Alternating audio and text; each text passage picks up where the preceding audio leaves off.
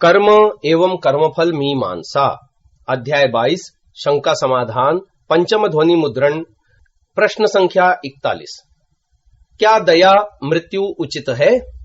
समाधान।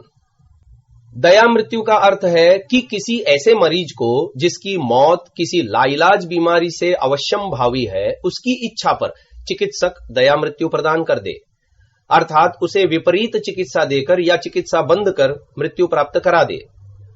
अभी कुछ समय पूर्व यह नियम नीदरलैंड की संसद ने पारित किया है और इसके अनुसार चिकित्सक कानूनी रूप से मौत बांट सकते हैं।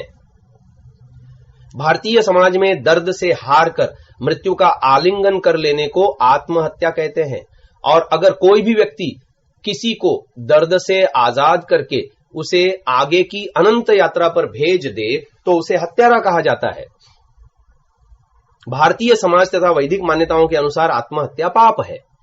मृत्यु को यदि इस प्रकार आलिंगन किया जा सके तो कोई भी कष्टों को भोगना नहीं चाहेगा और उसके पास कष्टों से भागने का सफल और सुरक्षित उपाय दया मृत्यु के रूप में उपलब्ध होगा। वस्तुतः जिस जीवन को हम बना नहीं सकते उसे नष्ट करने का अधिकार हर किसी के पास नहीं माना जा सकता। केवल शासन व्यवस्था को अपने न्यायपूर्वक कृत्यों को पूरा करने हेतु तथा दंड व्यवस्था को लागू करने हेतु ही राजा एवं दंडाधिकारी के पास किसी अपराधी के प्राण लेने का अधिकार होता है। मृत्यु वस्तुतः आध्यात्मिक, आधिभौतिक या आधिदैविक दुख के रूप में ही प्राप्त होती है। यदि कोई दूसरा इंसान किसी को मारता है तो वह हत्यारा कहलाता है। अगर कोई अपनी इच्छा से मृत्यु को दूसरे के माध्यम से प्राप्त करना चाहे तो वह मनुष्य तो आत्मघात का दोषी होगा ही, परंतु दूसरा व्यक्ति जो उसके आत्मघात में सहायक बनता है वह भी उसकी हत्या का दोषी माना जाएगा। अगर दया मृत्यु को उचित मान लिया जाए तो पुत्र पौत्र आदि अपने रोगी माता पिता आदि को अपने लिए भार मानकर उनके लिए डॉक्टरों से मृत्यु मांग लिया करेंगे, और इस प्रकार से सामाजिक एवं पारिवारिक व्यवस्था अंधकार के गर्त में चली जाएगी, जहां युवा पीढ़ी संवेदना से रहित ही होगी। प्रश्न संख्या 42। एक व्यक्ति जो अपना जीवन धर्मानुकूल वेद की व्यवस्था अनुसार ही व्यतीत करता है और तब भी उसके जीवन में कष्ट आ जाते हैं, या फिर कभी उसके किसी युवा पुत्र या पुत्री आदि की मृत्यु हो जाती है, ऐसे में उसका ईश्वर तथा उसकी व्यवस्था पर से विश्वास ही उठ जाता है और वह सोचता है कि मैंने अपना जीवन ईश्वर की आज्ञा तथा शिक्षा के अनुकूल बिताया, तब भी ईश्वर ने मेरे साथ यह अन्याय किया। इस प्रकार वह ईश्वर के प्रति अविश्वासी होकर धर्म मार्ग से ही भ्रष्ट हो जाता है। ऐसा क्यों होता है? ईश्वर उसके साथ ऐसा अन्याय क्यों करता है? समाधान। ऐसे लोग वस्तुतः कर्म और कर्मफल के रहस्य को नहीं समझते। आपकी भक्ति या धर्म पालन से आप पर या आपके संबंधियों पर कष्टों का आगमन नहीं होगा। अगर आपकी यह मान्यता है तो आप न तो ईश्वर को समझते हैं और न ही धर्म के रहस्य को समझते हैं। हमने पूर्व में सिद्ध कर दिया कि इस जन्म में मिलने वाले सभी सुख या दुखों को मात्र पूर्व जन्मों के कर्मों का फल नहीं माना जा सकता। जो दुख या सुख हमें संसार में दूसरे जीवों के माध्यम से प्राप्त हो रहे हैं वे या तो उनकी अपनी कर्म स्वतंत्रता के कारण है या फिर शासन व्यवस्था या सामाजिक न्याय व्यवस्था में प्राप्त होते हैं, अथवा हमारे किए गए कर्मों के प्रतिकर्म के रूप में दूसरों द्वारा कृत कर्म ही होते हैं। इसमें ईश्वर किसी जीव को भी न तो किसी अन्य प्राणी को कष्ट देने करने की प्रेरणा करता, वरन उसके चित्त में भय, शंका, लज्जा आदि उत्पन्न कर उसके कर्म के अशुभ होने का संकेत भी करता है, और न ही किसी को किसी बुरे या अच्छे कर्म को करने से बलात् रोकता। अगर ऐसा हो तो जीवों की कर्म स्वतंत्रता समाप्त हो जाएगी, जो कि ईश्वरीय व्यवस्था में संभव नहीं माना जा सकता। अगर आप अपने शुभ कर्मों के प्रभाव से यह समझते हैं कि आपके किसी संबंधी जैसे पुत्र पुत्री या पत्नी आदि पर कोई कष्ट नहीं आना चाहिए तो यह आपकी नासमझी है, क्योंकि आपके शुभ कर्मों के फलस्वरूप सुख किसी अन्य जीव को नहीं दिया जा सकता, चाहे वह आपका कोई निकट का संबंधी ही क्यों न हो।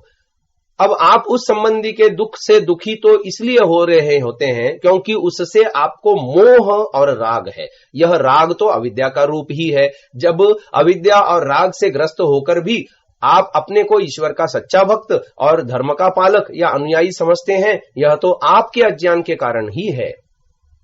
अगर किसी भी मनुष्य को इस जीवन में प्राप्त सभी सुख या दुखों को उसके कर्मों का फल ईश्वरीय व्यवस्था के अनुसार मान भी लिया जाए, तो ऐसे में भी किसी मनुष्य का अपनी भक्ति या धर्म पालन के आधार पर किसी भी प्रकार के कष्ट के लिए परमात्मा को दोष देना महामूर्खता होगी, क्योंकि किए हुए कर्मों का फल तो कभी टाला ही नहीं जाता और प्रत्येक जीव को अपने कर्मों का फल तो भोगना ही होगा। और आप चाहते हैं कि आपके धर्म पालन तथा ईश भक्ति के बल पर ईश्वर अपना न्याय छोड़ दे और जहां आपका राग है वहां किसी प्रकार का कष्ट ही ना आने पाए, तो क्या यह आपकी अज्ञानता नहीं?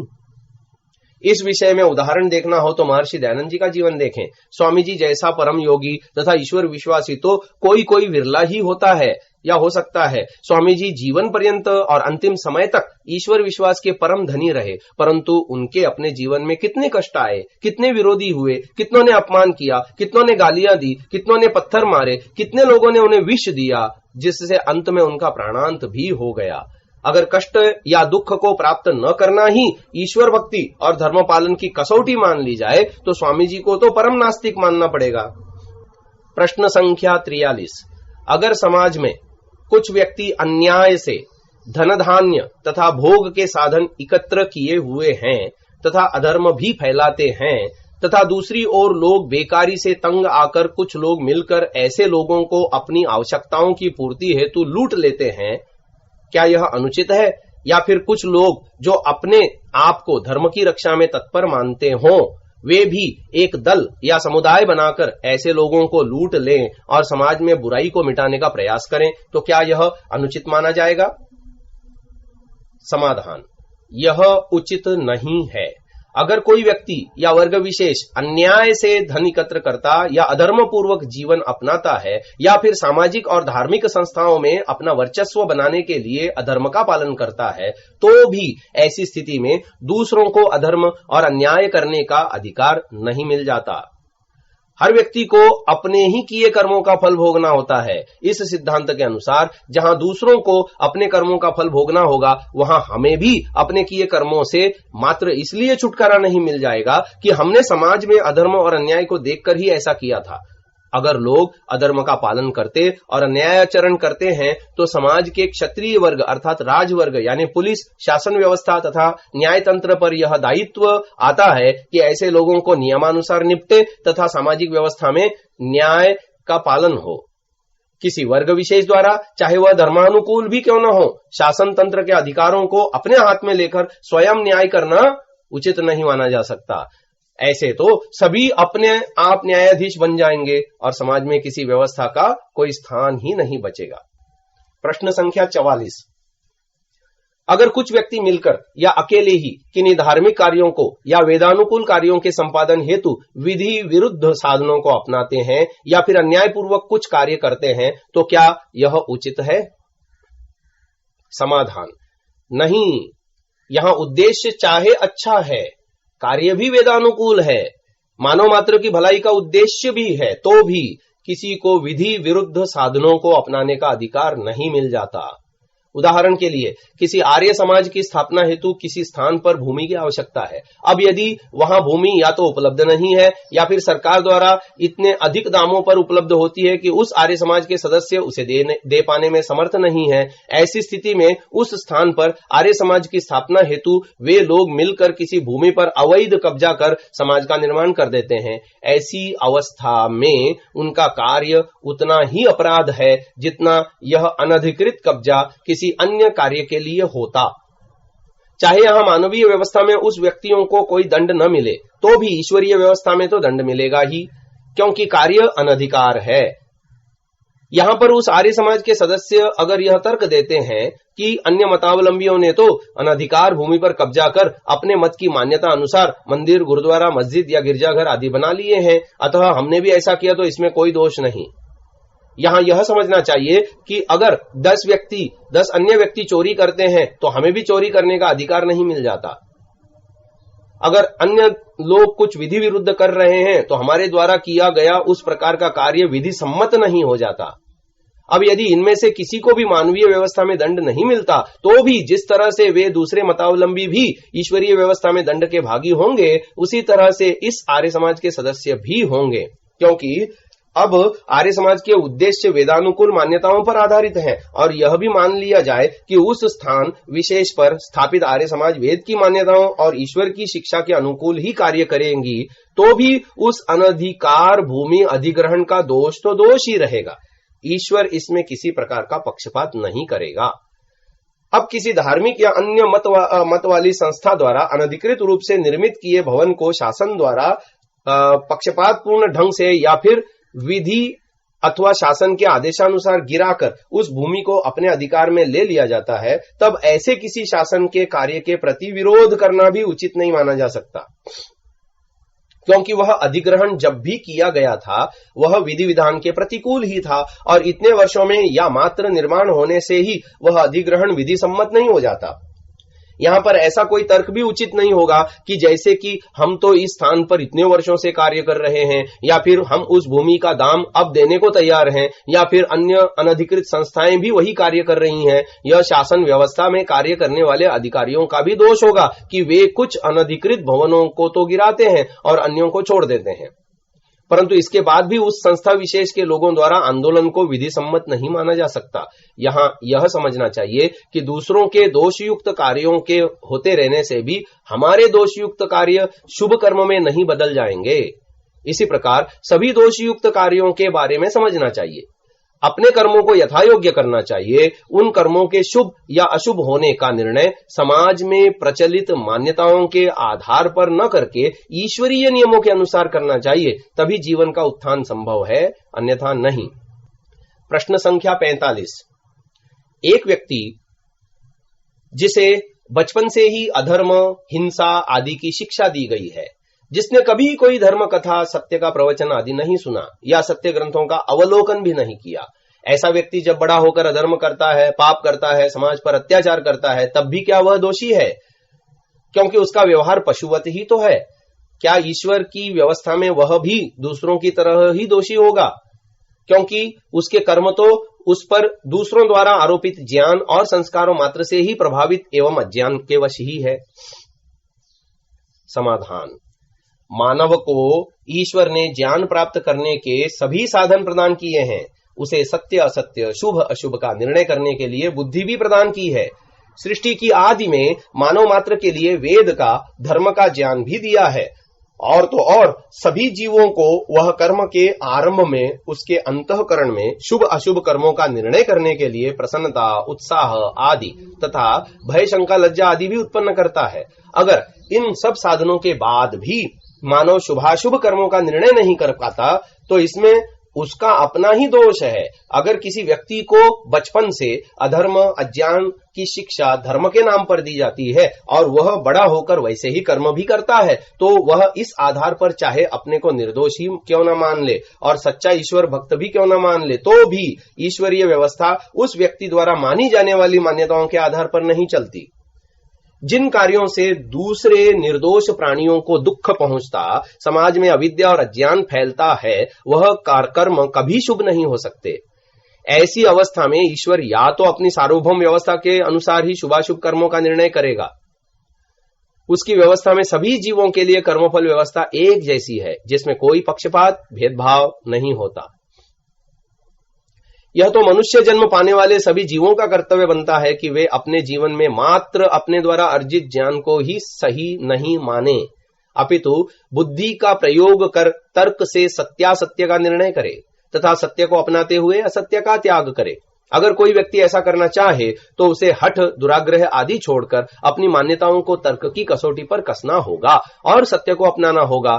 अगर कोई व्यक्ति मानवीय समाज में हिंसा आदि के द्वारा दूसरे लोगों को दुख पहुंचाता है, तो मानवीय समाज की व्यवस्था में भी उसे इस आधार पर माफ नहीं करती कि उसे बचपन से हिंसा करने की शिक्षा दी गई है। ऐसे में ईश्वर, जिसने उसे बुद्धि, वेद, धर्म का ज्ञान तथा सभी कर्मों के आरंभ में कर्म के शुभाशुभ होने का ज्ञान दिया, वह उसे इस आधार पर कैसे क्षमा करेगा कि उसने उस ज्ञान को प्राप्त ही नहीं किया था या ईश्वर की प्रेरणा ही नहीं सुनी। ईश्वर तो कभी किसी के किसी भी कर्म को किसी भी अवस्था में क्षमा नहीं करता। वह तो हर कर्म का हर जीव को यथायोग्य फल देता ही है।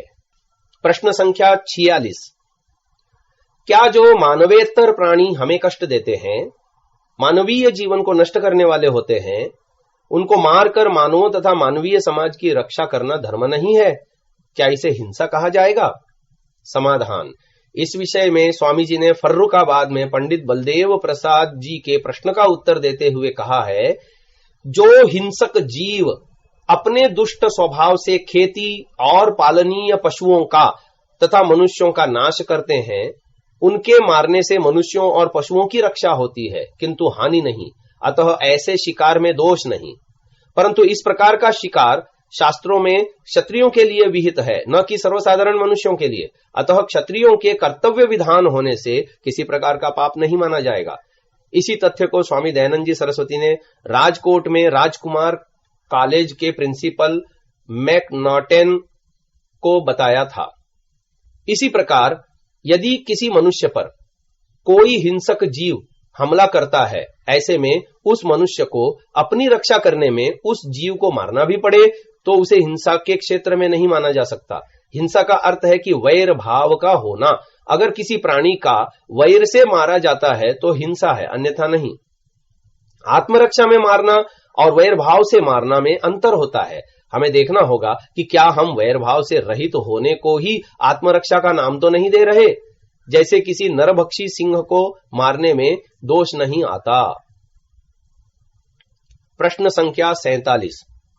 मानव समाज में आजकल बहुत से ऐसे उत्पादों पदार्थों का निर्माण मानवों के भोग या उपयोग हेतु किया जाता है, जिसमें प्रत्यक्ष या परोक्ष रूप से पशु पक्षियों पर हिंसा की जाती है। क्या मानव ऐसे उत्पादों अथवा पदार्थों का उपयोग करके हिंसा का दोषी माना जाएगा? समाधान। इस प्रकार के किसी भी उत्पाद या पदार्थ का उपयोग करने पर मानव को अनुमोदित हिंसा का दोष लगेगा। शास्त्रकारों ने केवल कृत और कारित हिंसा को ही हिंसा नहीं माना है, अपितु दूसरों द्वारा होने वाली हिंसा के अनुमोदन को भी हिंसा ही माना है। यह तो ऐसा ही है कि आप हिंसा करके ऐसे उत्पाद या पदार्थ बनाते रहें और हम उनका उपयोग करते रहें। वे लोग धन के लोभ में ही तो हिंसा कर रहे हैं, क्योंकि उन्हें पता है कि इन उत्पादों या पदार्थों को बेचकर उन्हें लाभ मिलेगा। हम उन उत्पादों का प्रयोग कर उन्हें ऐसे उत्पादों को बनाते रहने के लिए प्रेरित कर रहे हैं। इस प्रकार हम अप्रत्यक्ष रूप से हिंसा का अनुमोदन ही तो कर रहे हैं। अगर ऐसे उत्पाद न बिके तो उत्पादक हिंसा करके ऐसे उत्पाद क्यों बनाएगा जिसमें उसे हानि उठानी पड़े? इस विषय पर विस्तार से हिंसा नामक अध्याय में चर्चा की गई है। प्रश्न संख्या 48। क्या इस शरीर को छोड़ चुकी आत्माएं जिन्हें अभी दूसरा जन्म नहीं मिला है, अपनी इच्छा से किसी शरीर में प्रवेश कर सकती हैं? क्या वे किसी अन्य जीव द्वारा बुलाने पर या उनके प्रभाव के अंतर्गत आकर किसी भी शरीर में उसकी इच्छा से प्रवेश कर कुछ विशिष्ट कार्यों को कर अपने को प्रकट कर या बातचीत कर या किसी मत विशेष की मान्यताओं की बात कर फिर जा भी सकती हैं? क्या भूत प्रेत आदि का अस्तित्व है? समाधान। इसी प्रकार का प्रश्न कर्नल हेनरी एस अलकाट, प्रधान थियोसोफिकल सोसाइटी अमेरिका ने स्वामी दयानंद सरस्वती जी से पत्र द्वारा पूछा था और मृतक आत्मा का प्रतिबिंब भी भेजा था, जिसका उत्तर स्वामी दयानंद जी ने इस प्रकार दिया था। जब जीवात्मा शरीर को छोड़ता है तब यह कहा जाता है कि मृत्यु हो गई, परंतु इस देहाभिमानी जीव की मृत्यु शरीर के वियोग के बिना नहीं होती। शरीर छोड़कर यह आकाश में रहता है और ईश्वर की व्यवस्था से अपने किए हुए पाप पुण्यों के अनुसार दूसरे शरीर को प्राप्त करता है। शरीर को छोड़ने के पश्चात जब तक यह आकाश में व गर्भ में व बालकपन की अज्ञ अवस्था में रहता है तब तक उसे कोई विशेष ज्ञान नहीं होता। उस समय उसकी सोए हुए व मूर्छित जीव की सी दशा होती है। यदि इसको बात करने, किवाड़ खटखटाने, दूसरे शरीर में प्रवेश करने का सामर्थ्य है तो फिर यह प्यारे स्थान, धन, शरीर, वस्त्र, भोजन, स्त्री, पुत्र, बंधु, मित्र, भृत्य, पशु, यान आदि प्रिय वस्तुओं को क्यों नहीं प्राप्त कर लेता? यदि यहाँ कोई कहे कि जब कोई किसी का सम्यक प्रकार से ध्यान करे तो उसके समीप पहुंच जावे, यहाँ हम यह कहते हैं कि जब किसी का कोई प्यारा मर जाता है तो फिर उसका दिन रात सम्यक ध्यान करने पर भी वह क्यों नहीं आ जाता? यदि कोई कहे कि पूर्व संबंधियों के पास नहीं जाता, दूसरों के पास जाता है, तो यह नहीं बन सकता, क्योंकि पूर्व संबंधियों में ही तो प्रीति होती है। जिनसे संबंध नहीं होता उनसे प्रीति देखने में नहीं आती। इस जगत का स्वतंत्र रूप से बिना अधिष्ठाता के होना संभव नहीं है। क्योंकि इस सब का अधीश्वर, न्यायकारी, सर्वज्ञ, सब जीवों के पाप पुण्य के फल का देने वाला ईश्वर जागरूक रहता है। अतः श्रीमानों ने जो मृतक का प्रतिबिंब मेरे पास भेजा है उसमें निश्चय ही कपट और धूर्तता का व्यवहार है। जैसे एक इंद्रजाली अपने चातुर्य से आश्चर्यकारी विपरीत व्यवहारों को सत्य व्यवहारों के समान दिखा देता है, यह भी वैसा ही प्रतीत होता है। जैसे कोई सूर्य व चंद्रमा के प्रकाश में अपनी छाया के कंठ और सिर के ऊपर बिना पलक झपकाए स्थिर दृष्टि रखकर कुछ काल पश्चात शुद्ध आकाश में ऊपर को बिना पलक झपकाए देखने से अपनी छाया से भिन्न उसके प्रतिबिंब की महती मूर्ति देखता है, ऐसे ही यह व्यवहार भी हो सकता है। संस्कृत विद्या में भूत शब्द से उस सशरीर प्राणी का ग्रहण हो सकता है जो होकर न रहे, और जो निर्जीव देह सामने विद्यमान है जब तक उसका दाह आदि नहीं किया जाता तब तक उसकी प्रेत संज्ञा कहती है। यह आप्तवचन है कि ईश्वर के समान न कोई हुआ और न होगा। गुरोः प्रेतस्य शिष्यस्तु पितृमेधम समाचरन् प्रेतहारैः समं तत्र दशरात्रेण शुध्यति। मनुस्मृति 5:65। मृत गुरु के शव का पितृमेध करने वाला शिष्य प्रेतहारों के समान 10 रात्रि में शुद्ध होता है। यहाँ भूत शब्द के अर्थ है भूतकाल में स्थित। प्रेतस्य प्रेतहारैः, इनमें प्रेत शब्द का अर्थ है मृतक के शरीर का।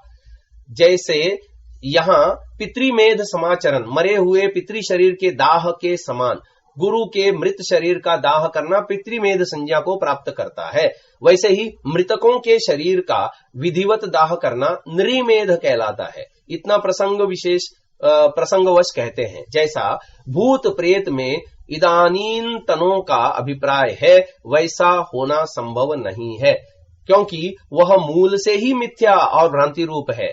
इस विषय में संदेह नहीं कि भूत प्रेत है वा नहीं, किंतु हम निश्चय पूर्वक जानते हैं कि यह सब कपट जाल है। विस्तार करने की आवश्यकता नहीं, इतने से ही आप अधिक जान लेंगे। महर्षि दयानंद जी के इस विवरण से स्पष्ट है कि मनुष्य मरने के पश्चात भूत व प्रेत बनकर कोई कार्य नहीं कर सकता, न ही वह अपनी छाया को ही प्रकट कर सकता है, न किसी माध्यम द्वारा उसका जीवात्मा बुलाया जा सकता व बातचीत आदि कर सकता। यह सब धूर्तों का फैलाया हुआ कपट जाल है। यह भूत प्रेत आदि की मान्यता तथा मृत आत्माओं का आना जाना आदि व्यवहार एक जन्मवादी मान्यताओं वालों की उपज है। परंतु वैदिक मान्यताओं में जब जीवात्मा ईश्वरीय व्यवस्था में अपने कर्मानुसार पुनर्जन्म को ग्रहण करता है तो ऐसे में भूत प्रेत का सिद्धांत या मृत आत्माओं का आना जाना आदि व्यवहार संभव ही नहीं हो सकते, क्योंकि दूसरा शरीर धारण करने के बाद तो आत्मा उस शरीर की व्यवस्था में बन जाती है और मृत्यु से पूर्व वहां से निकलना या आना जाना संभव ही नहीं है। दूसरा, मृत्यु के पश्चात तथा दूसरे शरीर को धारण करने के काल से पूर्व भी जीवात्मा ईश्वरीय व्यवस्था में बंधा रहता है तथा अपनी इच्छा से कहीं आना जाना नहीं कर सकता। हाँ, केवल मुक्त जीवात्माएं ही ईश्वरीय व्यवस्था में ईश्वर के आनंद को भोगते हुए स्वतंत्रता पूर्वक विचरण करती हैं, परंतु मुक्त जीवात्माओं के संबंध में भूत प्रेत की कल्पना ही भयंकर अज्ञानता है। इस प्रकार हम देखते हैं कि जीवात्माओं का आना जाना आदि सैद्धांतिक रूप से संभव नहीं है। तो आम आदमी के जीवन में होने वाली इस प्रकार की घटनाओं की वास्तविकता क्या है? इस विषय में हम आयुर्वेद यानी चिकित्सा शास्त्र का प्रमाण प्रस्तुत करते हैं। कभी कभी लोगों को असाधारण क्रियाएं, सिर हिलाना, असंबद्ध बातें करना, निरंतर हंसते जाना या रोते जाना या किसी धुन में एक प्रकार की बातें करते जाना इत्यादि करते देखा सुना जाता है। इसका कारण भूत प्रेत का चिपट जाना आदि बताया जाता है और इसकी चिकित्सा के नाम पर स्वार्थी लोग भोली भाली जनता को भरपेट लूटते हैं। वास्तव में ये मानसिक रोग के लक्षण हैं। माधव निदान में उन्माद के लक्षणों में लिखा है, रुक्षाल्पशीतान्न विरेक धातु क्षयोपवासैरनिलोति वृद्धः चिंतादि दुष्टम हृदय प्रदूष्य बुद्धिं स्मृतिं चाप्युपहन्ति शीघ्रम् प्रस्थान हास्य स्मित नृत्य गीत वागंग विक्षेपण रोदनानि पारुष्य कार्क्ष्यारुणवर्णताश्च जीर्णं बलं चानिलजस्य रूपम्। अर्थात रूखा और ठंडा अन्न खाने से, अल्प भोजन करने से, विरेचन अथवा वमन के मिथ्या योग से, धातुओं के क्षीण होने से, उपवास से, अत्यंत वृद्धि को प्राप्त वायु, चिंता और शोक आदि से पीड़ित हृदय मन को दूषित करके बुद्धि और स्मरण शक्ति को नष्ट कर देता है। वातज उन्माद का रोगी अकारण हंसता, मुस्कुराता, रोता, नाचता, गाता तथा बिना प्रसंग के असंबद्ध बोलता है, अकारण हाथ पैर चलाता और रोता है। उसका शरीर रूक्ष, दुर्बल और कुछ लाल वर्ण का हो जाता है। आहार के जीर्ण होने पर रोग बढ़ता है। ये लक्षण वातज उन्माद के हैं। इससे मिलते जुलते रोग का आक्रमण स्त्रियों पर भी होता है। उस अवस्था का वर्णन करते हुए लिखा है, वैचित्यम बुद्धि विभ्रांतिर हास्यम क्रंदनमेव च उच्चैः क्रोशः प्रलपनम ज्योतिर्द्वेषस्तथा भ्रमः औद्धत्यम श्वास कृच्छ्रम च कंठामाशय वेदना प्राबल्यम स्पर्श शक्तेश्च क्वचिदंगे सदा कथा अलीकवर्तुलोत्थानमाकंठ मुदरादपि अत्यल्प बुद्धिर्मूर्छा च व्याधावस्मिन् प्रजायते। माधव निदान में परिशिष्ट सूची के अंतर्गत योशापस्मार 7 से 9 श्लोक अर्थात चित्त की विकलता, मति विभ्रम, हंसना, रोना, ऊंची आवाज से पुकारना, अंट संट बकना, उजाले से अरुचि, भ्रम, ऊधम मचाना, श्वास में कष्ट, कंठ और आमाशय में वेदना, स्पर्श शक्ति की प्रबलता, शरीर से कपड़ा छूते ही चीख पड़ना, किन्हीं अवयवों में सदा पीड़ा रहना, पेट से कंठ तक एक गोला सा उठना दौरे के समान, बुद्धि की अल्पता और मूर्छा आदि योशापस्मार रोग के लक्षण हैं। ये सब कायज रोग हैं। भूत प्रेत के आक्रमण या देवी देवताओं के आगमन की कल्पना करना मूर्खता और अज्ञान ही है। इन रोगों की चिकित्सा का विधान भी आयुर्वेद में किया गया है। कई धातुओं या मणियों का शरीर पर ऐसा चुंबकीय तथा विद्युत प्रभाव होता है कि विशेष रोगों की चिकित्सा में उनका प्रयोग लाभदायक है। जैसे कुछ धातुओं को चांदी के साथ मिलाकर उससे बनाई गई अंगूठी धारण करने से अर्श या बवासीर में लाभ होते देखा सुना गया है। ऐसी अंगूठी का जादू टोने या किसी दैवी चमत्कार से कोई संबंध नहीं होता। कई लोग कहते हैं कि कभी कभी भूत प्रेत संबंधी ऐसी घटनाएं देखने सुनने में आती है जिनके कारण भूतों और उनके कारनामों का नकारा नहीं जा सकता, और न मानने वालों को भी बरबस मानना ही पड़ता है कि भूत प्रेत आदि का अस्तित्व है। परंतु ऐसी घटनाओं की भली प्रकार जांच की जाए तो वास्तविकता सामने आ जाएगी। वस्तुतः उनके मूल में कुछ धूर्त लोगों की चालाकी और दूसरों की मानसिक दुर्बलता होती है। ऐसे भूत प्रेत ग्रस्त ढोंगी को यदि डंडे से पीटा जाए तो भूत फौरन भाग खड़ा होता है। बचपन से भूत प्रेतों की कहानियां सुनते सुनते उनके संस्कार इतने गहरे हो जाते हैं कि बड़े होने तथा समझदार होने पर भी उनका निकलना कठिन हो जाता है। प्रश्न संख्या 49, क्या शरीर छोड़ चुकी आत्मा वापस उस शरीर में प्रवेश कर सकती है? अर्थात क्या मृत्यु के पश्चात कोई व्यक्ति दोबारा जीवित हो सकता है?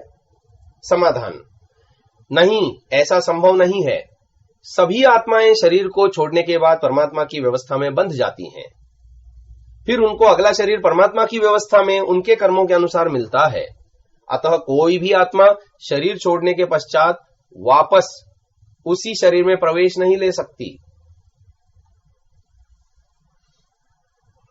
प्रश्न संख्या 50, परंतु लोक में तो ऐसा देखा जाता है कि कुछ व्यक्ति मरने के पश्चात फिर जीवित हो जाते हैं। पौराणिक मान्यता के अनुसार अगर किसी व्यक्ति का अगर जीवन शेष हो और उसको यमदूत गलती से शरीर से निकाल कर ले भी जाएं तो बाद में उसे वापस कर उसी शरीर में भेज दिया जाता है। अगर शरीर का संस्कार न हो चुका हो तो हमने ऐसे व्यक्ति देखे हैं जो मृत्यु के पश्चात इस प्रकार के अनुभव बताते हैं जिसके अनुसार यमलोक में जाकर पता चलता है कि उस जीव को गलती से यहां लाया गया है और लाना तो किसी और को था। तब यम के आदेशानुसार उसे वापस उस शरीर में भेज दिया जाता है। क्या लोगों द्वारा अनुभव में आई हुई इस प्रकार की सभी बातें गलत हैं? क्या जो व्यक्ति वापस उस शरीर में आया है, क्या उसको मृत्यु के उपरांत उसका उपरोक्त अनुभव अथवा ज्ञान गलत था? उत्तर, ऐसा मानना उचित नहीं है। इस मान्यता में कई दोष हैं। सर्वप्रथम यह माना जाता है कि प्रत्येक प्राणी की आयु निश्चित है। जिसके उपरांत उसकी मृत्यु होगी, उस काल से पूर्व वह मर ही नहीं सकता। हम इस पुस्तक में पहले ही सिद्ध कर चुके हैं कि प्राणियों की आयु पूर्व निश्चित नहीं होती, अतः किसी काल विशेष से पहले या बाद में मरने का प्रश्न ही नहीं उत्पन्न होता। दूसरा, पौराणिक मान्यताओं के द्वारा प्रतिपादित यम कोई अलग देव विशेष नहीं है जिसके अंतर्गत यमलोक की व्यवस्था यमदूतों द्वारा चलाई जाती हो, वरन परमात्मा का ही एक नाम यम है।